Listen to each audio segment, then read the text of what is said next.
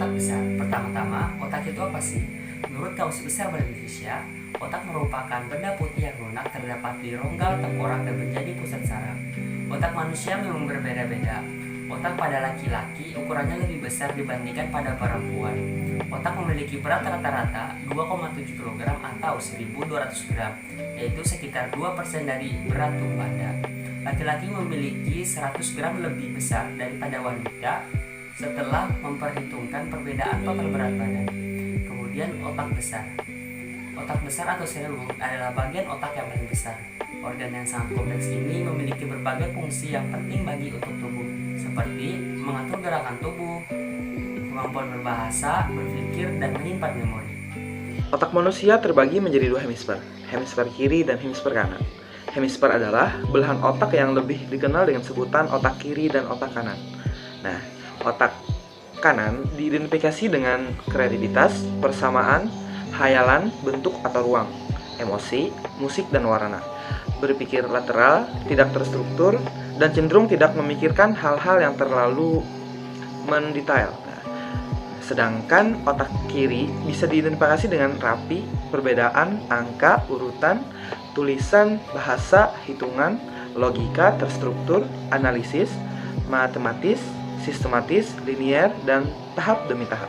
Jadi ada juga nih kinerja otak kanan dari manusia. Yang pertama itu ada kemampuan kreativitas, seni, dan warna. Dalam hal ini, dalam menangkap sebuah hal yang bersifat langsung itu mungkin tidak berupa kata-kata tapi imajinasi linguistik. Nah, bahkan yang kedua juga ada kemampuan hayalan, musik, dan bentuk atau ruang, kemampuan emosi. Nah, bahkan di dalam otak kanan sendiri mungkin emosionalnya lebih tinggi daripada otak kiri, karena memang otak kanan cenderung lebih ke perasaan gitu. Lalu yang terakhir juga ada kemampuan dalam sosialisasi. Di otak kanan semua informasi ditangkap. Yang pertama ada lobus frontal. Lobus frontal adalah bagian otak besar yang terbesar dan terletak di bagian depan otak. Bagian ini berperan penting dalam mengendalikan gerakan tubuh, menilai dan merencanakan sesuatu, memecahkan masalah, serta mengatur emosi dan pengendalian diri. Selanjutnya ada lobus occipital yang sebagai pengendalian fungsi dari penglihatan, dan juga lobus occipital ini terletak di otak bagian belakang.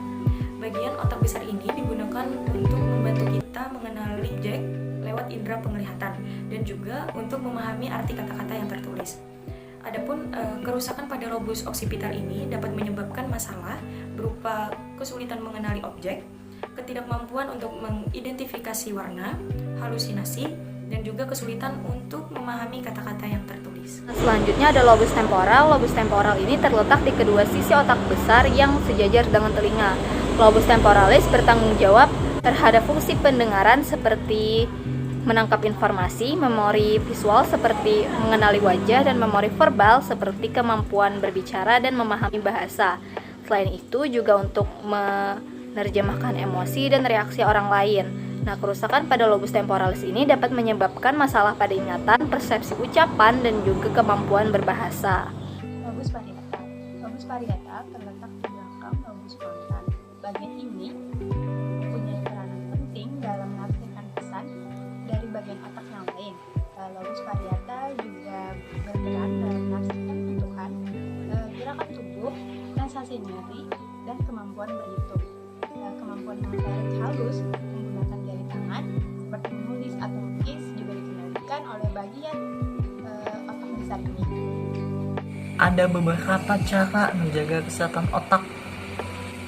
Melakukan kegiatan yang dapat mengasah dan melatih otak, rutin berolahraga, tidak merokok, mengurangi stres, menggunakan pelindung kepala saat berkendara, mengonsumsi makanan yang bergizi, terutama buah dan sayur, makan makanan yang mengandung asam lemak, omega 3, dan juga kacang-kacangan.